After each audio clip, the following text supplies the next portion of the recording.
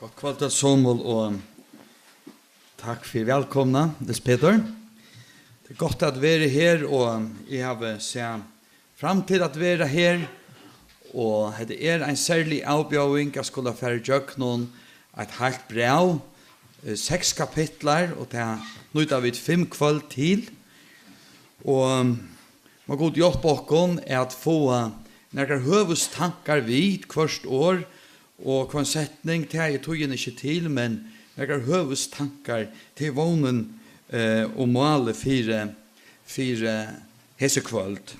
Jeg våner til at det var finne et arsk, her det var et iverlitt iver gos kvöldene vil skipa, brev vi bort opp i 5, vi nøkron under iverskriften, og her ein best fyrirreika seg, vi at lesa teksten. Det ikke så nekv til hver kveld, det omlag en kapittel.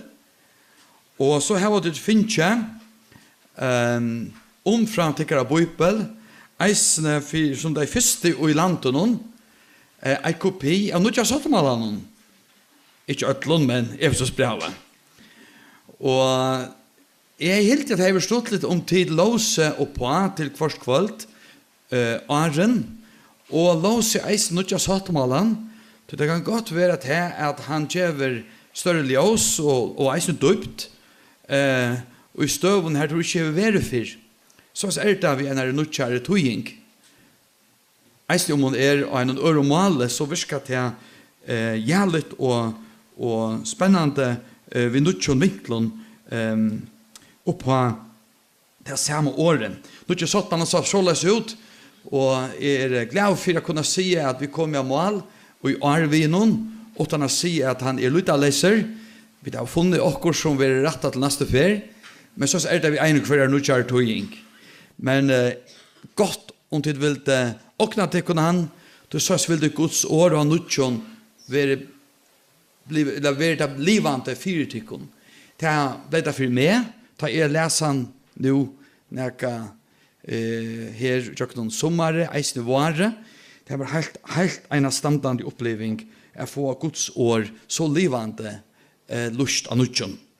Jeg kom i eisne kveld at tror jeg sinter i hesa båsene Streams in the Desert, streimar og i øyemørsene, og det en heimskjent bok, Elbe Komen, kona til en Japan-trobåre, som antaist ut tjeneste, hun kom til låsa, og kjent for at her var sauna stykker, og så kommer vi åren til hesa andas bok, en av dem kjenteste i heimen og ville meine, vi har vært til stora trøst for folk som utsagt, folk som i sorg, og folk som har vært tungt å bære. Jeg vet derfor det kristne i Kina hendet boken efter en helt særlig sikning. Jeg husker at tror jeg synder og nære tankar henne eisene som kvøltene loja. Let noen reisast og lesa det som hører til kvølt og kvølt. Det første kapittel i Efesos brevet, versen 1-14, og det var det så i Jesu navnet. Paulus, apostol Krist Jesu, vi Guds vilja, til tæra heilavo som i Efesos, og som tryggvante og i Kristi Jesus. Nøye vil vittekon og frie fra gode fæg og varon og herranon Jesus Kristi. Lova vil god og fægir vars Herre Jesu Krist, som valsikna okkon vi allare antligare sikning av himnagrunton og i Kristi. Lykka som han utvalgte okkon og i hånden, og en grunnvatter hemsens var laktor, vi skulle være heileier og lydaleiser for asjon hansare. Vi til at han framan undan og i kærleika atlai okkon til at heva badnakår tjøsa sjálvun for Jesu Krist skuld, samsvarande godtokka vilja sunds. Til prøys for dårdar nøye søyna, som han noa i okkon vi, og i hinnon elskaja. Som vi tava endurløysingsina ui, vi blå i hansara, fyrirgjøvingssyndana, samsvarande nøye rujtjødøm i hansara.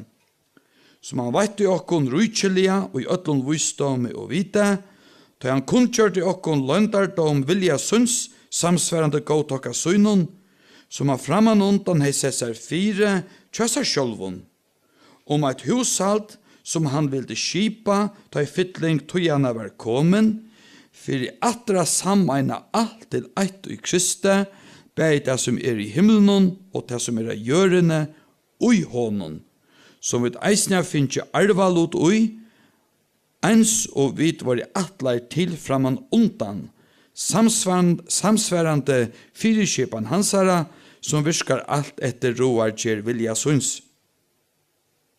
Fyra vit skulle vera dårt hansara til prøys, vit som framan undan høyde sett vogn okkara til Krists, som eisne tid, da dit hørte sannlagsåret, gledeboskapen om frelsotikkara, som eisne tid, da dit tok vi trygg, var innsakleir ui, vi heilavun anda, som okkom var lovaver. Han som panter arv okkara, til endeløysingar av oknene, dårt hansara til prøys. Heila i fægir, vi takkar det fyrir et heila i år til okkar i det, år til sannleikje, leta lys okkom vegin til sannleika, og til sælo. Amen. Ja, hetta var eit løyte senter nekv, tog heter alt einsetninger tjadal. Han vil være så trygg for opprunna teksten tog griska, og så setter han seg 4 fra vers 3 og alt til vers 14, jeg skriver en setning utan punktum. Og det er omøvelig, men han er så gjørsta. Det er så trupult at få at det henger sammen, det er så nekv, at det tøyna nekv og nekv og nekv, og då är det gott att vi kunde ha årliga skrift och täcka ut det attor. Och då är det eisne gott att vi kunde täcka nutja sattmalan, här nekv.com i, vi tog enda male att göra texten grejare, skiljare och bättre att täcka tillsyn. Så det är en hjälp att se att texten som vi har haft för oss. Efesos brevet är skriva. Ja, vi helt det om Artrus, og til skriver med Paulus sier at fentkje, han skriver Filippe-brevet, Kolosse-brevet, Filemons-brevet, og Efesos-brevet, med han sitter fentkje. Nærkere at han beste perlon som heimeren hever finnskje at lese, skriver jeg av munnen og i fangselen. Og nærkere at han beste karakteren, altså mannakarakteren, altså sinnaleie som hever brøyt eisne mennesker, og stora part av heimen er eisne hent, medan menn og kvinner har sitte i fengelse. Det er en nøye i Guds hånd, luja, sier Paulus, og det er også verst, han skal kalla det en lujing, men i Guds hånd er eisne motbor neka, han kan få til menning, lokkon og til sikningar fyrir ånder.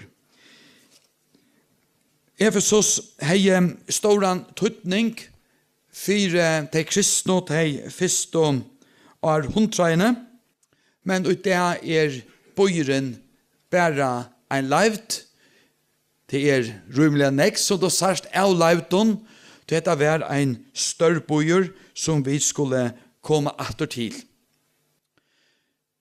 Det var med Paulus sier at fentkje og rom, at han skriver dette over hilte, og det var reist i hilte, vi vil se at Paulus var holdsøkter, medan Nero keisare og i Rom, en så Peter eisne var avratt av under sin samme keisaren, men det vi krossfesting, og vi hadde noen nyretter som det sikkert har hørt frasagt. Paulus, apostel Krists Jesu. Krists Jesu, Kristus ver lykka som heiers navnet, og Jesus er til navn som han ber. Krist Jesus, vi kjenner Jesus som han er, hever finnes navn vi føying, og hesen Jesus som fikk navnet Jesus, hever vust seg og vil prekvaver at være Kristus vi opprettsyne fra deianen. Tøy Paulus ekvelia tilvitt av at han skriver og i ötlom brøven søgnen at Jesus Kristus. Hin lovaie Messias. Hin salvaie Guds sonur. Salvaie profeteren, salvaie konkeren, salvaie høvespresteren, Jesus Kristus. Til tara som vi Guds vilja, skriver han videre, til tara heilav som i Efesus, og som tryggvante i Kristi Jesus. Han begynner ved å si Paulus, og vi kommer til å høre noe mer om Paulus sjølven. Men legg merke til han sier apostol, beina veien. Det Paulus, og det apostol. Det apostol, Krist Jesu, vi Guds vilja, legger han træt. Og nødja sattballen sier vi om apostol sendte på. For jeg gjør det vånand synder einfaldare. Men det det som apostol merker, en som senter. En som valter ut, kattlavor og senter gjennom påskapen. Og apostelen begynner ved å si apostol. Og apostol Krist Jesu. Vi Guds vilja. Så den som skriver nemlig ikke bare av jødeskare at, ikke bare en vujarkjiden høvende, ikke bare en altkjenter troboere, men han apostol. Han har en særlig oppgave at boa Guds år og virka til oppbyggingar av lika med Krist, som kyrkja hansara, og her eisene skriva nyer Guds år, og vi har nu et år, et brev fra honom, 4 her i kveld, og det kommande kveldene. Det vi Guds vilja. Han enkrar seg ui Guds vilja, og tog han gjer, og tog han nu eisene skriver. Han har ikke valgt seg sjølvan ut at være apostol. God til vi sjølver valgt han ut. Og han veit valter ut. Han var alltid greier iver at han har finnet en særlig myndeleika littan til, og hentan myndeleika tok han i allar størsta olvara. Brevet som han skriver hansara, det Paulus som skriver. Men det eisne Guds år, tror jeg det Paulus apostol som skriver. Så det fullt og helt manna år, Paulus har år, og samståndes det fullt og helt Guds år. Altså, Jesus satt menneske og sannor god i samme persone. Så Bibelen begge manna år fullt og helt. Og Guds år fullt og helt. Samståndes. Vi får avgjøre. Vi har året til Paulus og 17. Timotheusbrevet. Jeg knytter omkring til andre brød til Paulus for at underbygge Efesusbrevet. Her han i 17. Timotheusbrevet skriver, og i 3. kapitlet, «Ein og hver goden plassen skrift reiste nyttelig lærdoms til eanar, til rattleiingar, til oppvendingar rattvise, fra Guds menneskjan kan være allbekven, fullfør til eit og hvers godt versk. Hetta er det greieste og tydeligaste og djupsta steg i skriftene om hva Guds år. Peter hever eisne eit luknande år og sin 17. brevet, og som skriver at menn skriver av. Og så kan han si at drivner av heila og anda. Tog omgang tog, legger han seg at, nekka profetår både fram av mannavelja, men menn fra gode talavo, drivner av heila og anda. Drivner av heila og anda. Paulus, ja, og så nu Peter. Det har vært bare som vi ånder, vil det sagt. Og det ikke okjent at eisene og i middelen lært og rettelig kjent av universiteten om heimen, eisene her som jeg har begynt og i Kjøpmannahavn. Jeg sier at det som Jesus sier Guds ord. Og så det som mennesker har sagt. Så ser man en mon av at det som Jesus sier, og som Jesu apostlar har sagt. Og det ekvelia og i ansøkning til alt det som Paulus skriver her i 1. kapitlet. Det som Jesus sier, det som Paulus sier, dette her Guds ord. Og skal lesa som Guds ord. Tog at jeg apostol etter Guds vilja. Og det var menn drivner av heila og anda som skriver om. Så Jesus talar, tar han talar, men han talar atter, tar han talar, tjøknen sånne apostlar, tjøknen sånne heila i anda. Så det Guds ord som vi høyre her og i Efesos-brevnen. Og Johannes har evangeliet kapittel 1 sier Jesus, hetta har vi tala til tikkara, men var verande tjatikkon. Men talsmaveren heila i anden, som feiren skal sende om munn og navne, han skal læra tikkon alt, og minna tikkon og alt som jeg har sagt tikkon. Som jeg har sagt tikkon, vil heila i anden djeva tikkon. Og da Jesus var ferdig til himmels, så valgte han ut av apostlar, de som hadde færa sammen visser som læresvenner, tala og skriva nyer sitt år. Elskar nekar med, ta varveiter han ormut. Hvor elskar Jesus, ta han som varveiter år hans herren. Hvor elskar Guds år, han som elskar Jesus. Så elskar du Jesus, elskar du hans år, elskar du hans år, elskar du Jesus. Jesus og året henger sammen og høyra sammen. Elskar naka med, ta varveiter han år mot, og fægermun skal elska han. Og vi skulle komme til hans og gjøre okkur bostad tja honom.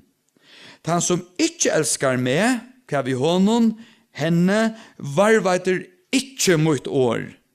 Og året som det høyra ikke mot, men fægersens som sendte meg. Vi får ikke understryket her nå at byrja vi nå tøyelige. Bibelen Guds ord. Det som Jesus sier, det som apostlene sier, og det som profetene sier. Så las alt dette skriva av munnen, drivner av Guds heilige ande. Og i sånne første versen, så vi får stekke synder vi vågjere, her vil eisene sagt for en kristen. Han ikke bare en som elskar Jesus og hans år. Men sier Paulus til de heilavo som jo i Efesos. Og i hæsson faun åren lyser han hvor en kristen. En kristen en som lever i Efesos. Et kristen menneske hever adresse her. Bor her. Lever her og tjener her. Han skriver til de kristne i Efesos. Hoksa synder om endan bojen, høvestavur, og i tog landslåten som eider Asia, etla var kattla romverjon for Asia, etla lutla Asia.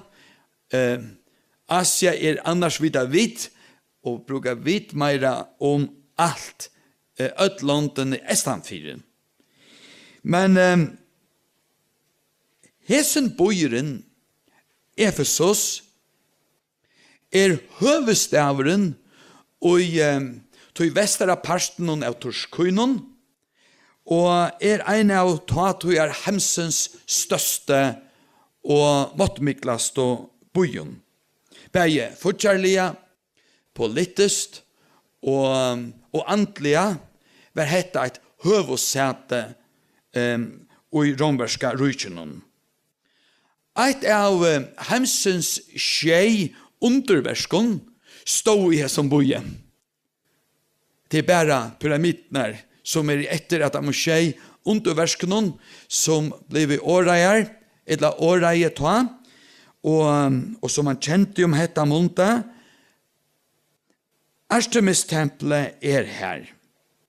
Augodaterskanen, ja, her hever hun sina høvus stø fire Asia.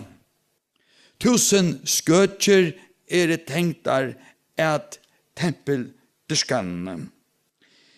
Paulus veit Efesos. Her må han være. Vi endan av sånne settene fer, missionsfer, kommer han inn i Asien. Altså i 3 fer brukar han heller 3 år i Asien. Her er megenparsten i Efesos. Han sier at tanke var at vinner han Efesos, så vinner han alt Asien. Og da han skriver dette brevet, så skriver han til kyrkjena, det sier vi nå i Nudja Sottvalan, kyrkjan i Efesos. Du ikke sier kyrkjeli, vi sier kyrkjan, etla som til eise kjenner samkomman i Efesos. Borster ur hesare kyrkje, som Paulus ståna i sine 3 fer, kommer ærar kyrkjer rundt om økje. Og vi hugsa at da Paulus skriver dette brevet, så skriver han til tarra i Efesos, og til tarra i byen rundt om Efesos. Alt som boe i Asio, finke at høyra år herrans, stender å lese i Apostelsøvne kapittel 19, begge jøtar og grikker. Togjen ikke tilta, men jeg vil ikke at jeg kunne kvalt at lese Apostelsøvne kapittel 20, her du høyrer en grupande tale av Paulus til just leierne og i kyrkjene og i Efesos. Her du får meira vita om hese kristne som byggva i Efesos. Tuborst, her tuborst. En kristen bor i sin heim. En kristen i sin heim. Det sier Jesus eisne og i sønne høvespresta bøn, Johannes evangeliet kapittel 16. Men en kristen ikke i sin heim. Han ljós og i sin heime. Han et himmeljós. Han får ljós fra honom som ljós heimsens, lysa opp og i sin heime. Så til at isolera seg for å borste fra menneskene, til kattlet av kristne, ja, det kan det være for natur. Men at være i sin heime og virke her, men ikke av sin heime, at være kristen, kunne vi si. Det sattna til at det skrivet til tikkun og i Efesos som tryggvante og i Kristi. Jesus. Jeg sier atter og atter, Vi brukar det eisne i nutja sottmalanon, tryggvante, så er det kristen, og det er kristen tryggvante vi snakker om. Du vet at det, her som dyrka avgodar eisne i Artemis-tempelen, tryggva eisene. Men det tryggva ikke av Krist Jesus. Vi har så for noen, var det Artemis, god innan for fruktbæret som var høveskoderen, og i hesson for noen, og i Efesus. Sannfører om at alle mennesker tryggva. Og akkurst. Men en kristen, til de kristne i Efesus, som tryggvande i Kristi, definerer en kristnan, som les Peter eisne, bryr vi, let noen feste okkar eia av Jesus. Du vet, kristen. Og så fer Paulus vujere, lova vår være god og fei vars Herre Jesu Krist, som valsikna okkon vi atlare antligare sikning av himnagrunden i Kristi, lukka som han utvalgte okkon i hånden, Arren grunnvødler hemses var laktor, at vi skulle være heileier og lydaleser fire asjon hansaren. Vi sikna av himnagrunden og i Kristus siden nå er det. De som jo i Efesus og tryggva Jesus, skulle vite at det langt nå, men det tryggvante i Kristus, sikna av himnagrunden og i Kristi. Het størst og het rukt. Han utvalgt okkon, åren grunnvødler hemses var laktor, at vi skulle være heila.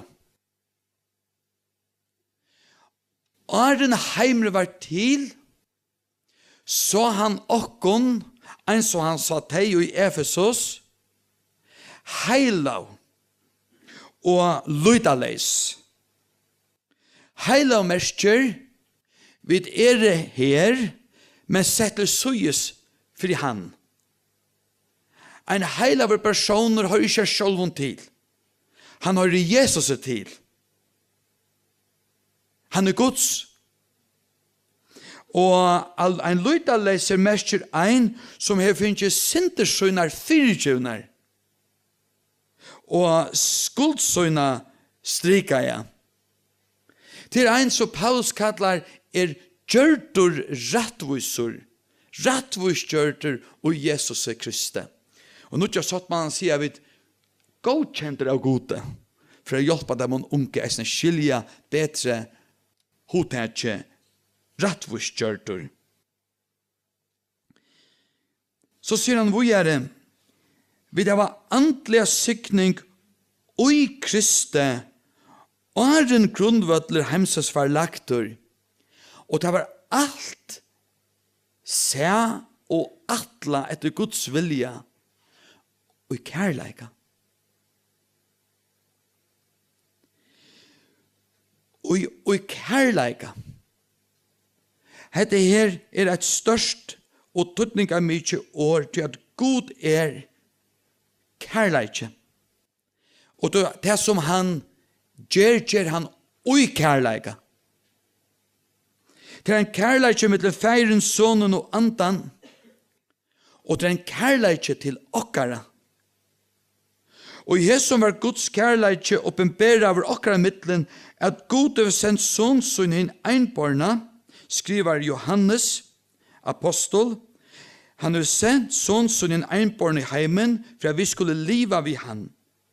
Og hesne kærleikjen ikke at vi elsker og god, men at han elsker i okkon, og sendte sonsun at være båt for synder okkara. Vi atle være heila og lydaleis, han atle heta og i kærleika. Vi sotja det atter og atter eisne og Jesu luknelsen eisne min bortemista seien og min bortefarna sonen Guds grupande kærleika til okkara.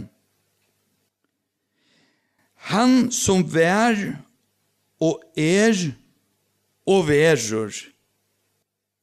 Han kærleikje. Han sara gjerningar, han sara år, alt av kærleika. Og så sier Paulus, vi nå tenker vi lukka romerbrevet, hvor skal skilje okkom fra kærleika Krists? Trångt, etla engest, etla ætsøkn, etla hungur, etla nakne, etla vai, etla svør, fullvursyr tøy, at hverskje deg etla løy, hverskje enkla etla herradøme, hverskje det som nu etla det som koma skal, etla krefter, hverskje hatt etla dypt, etla nekar annar skapningur, skal kunne skilje okkom fra kærleika Guds og i Kristi Jesus Herre okkara. Så vi da finner sikning av himnagrunden og i Kristi, og en grunnvødler hemsens var lagter, og det var i kærleika.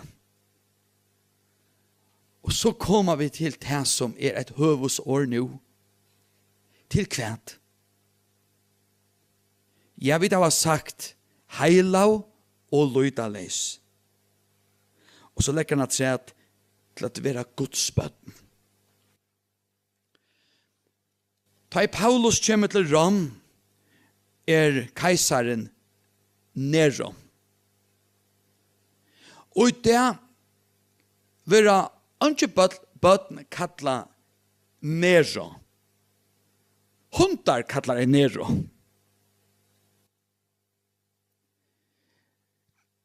Av Paulus døven var det størst at være Nero og være sonor, døtter Nero. Så meter man i heimen. Det største å være baden til storon folken, kvinnen og mannen. Men Paulus sier det største som vi nekrant til kunne være til Guds baden. Så einfalt som det at vi Guds baden. Det den største sikning du finner av himnagrunden og i Kristi. Det det gledeligste. Suttje gosse miklan kærleika, og nå kommer det atter, kærleika færne vi sutt okkon. Ja, gosse suttje vi dette kærleika? At vi skal være kattla Guds baden, skriver Johannes. Og det jo vidt. Vi kattla Guds baden, og vi Guds baden. Jeg vil ikke lete at det kommer etter feilesar. Jeg kommer til tikkere. Tid baden mine. Og så til senast, her versene 12 til 11 og 14. Og i hånden skriver Paulus som vit, hava finnkje arvalot oi. Han som panter arv okkara, til endeløysingar av oknene skriver han heila i andan. Hva det for en arvaloter, og hva det for en okn han her skriver til? Jo, han sier, nå det Guds bøten. Og det som jeg kjenner bøten at jeg arva. Og som Guds bøten, jeg vil ikke bare finne til høgsta Guds bøten heite som til, men du eiste finne det største okn som nekka bøten nekrande kan få. Du finne arvalot ui honom. At arva løyve, sammen vi honom her, og det vi løyve som byrjar her, og helder av fram at her noe gjørende. Lova vår være god, skriver Peter, og feir vårs Herre Jesu Krist, som etter mikle miskonnsyn hever endurfødt okkon til kvæt. Endurfødt okkon til baden.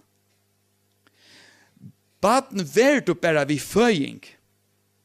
Og tog til at vi endurføtter, at vi Guds baden, at vi rattvurskjørt vidt trygg, til største. Og som slukt Guds baden, har du arva til mesta, som det bästa som nekar kan arva. Han er endefødt okkon til sine bøten, til livande vånar, okkara vån er ikke en deier arver, men et livande liv sammen med honom som vær deier, men er livande, som reis opp fra deion. Han er endefødt okkon til livande vånar, for oppreist Jesu Krist fra deion, til en oforgångelian og ospytlelian og avfallnande arv, som er gømt i himmelen til tykkere. Elska og tid, nu vi Guds baden. Helder Johannes og det enda ikke oppenbæra hva vi skulle være, hva vi vita, at da han vil oppenbæra vår, da skulle vi være hånd og loik, da vi skulle suttja han som han er. Vi nå ui honom, og vi så ruik, og vi kommer at ta seg mer om etter ruikdømme kommande kvöld, og vi i arvingar til liv sammen med honom nu, et evet liv som byrja nu, og helder av fram at det nødvendig hjørne. Det nu suttja vi i speilet, i gato. Men da skal vi suttja andlit til andlits.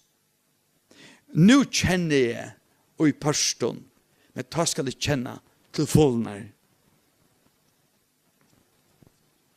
Ur bautjene, og nu enda vid, Streams in the Desert.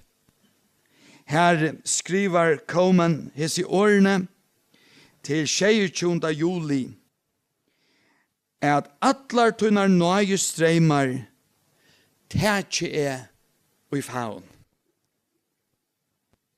Og så legger han til at iver kvørst lyfte skriva mot navn. Må god hjelpe oss å tenke imot atlar hansara sykning, kunna skilja meir av hese sykning, og nu kunna gledast meir og virka meir ui hese sykning.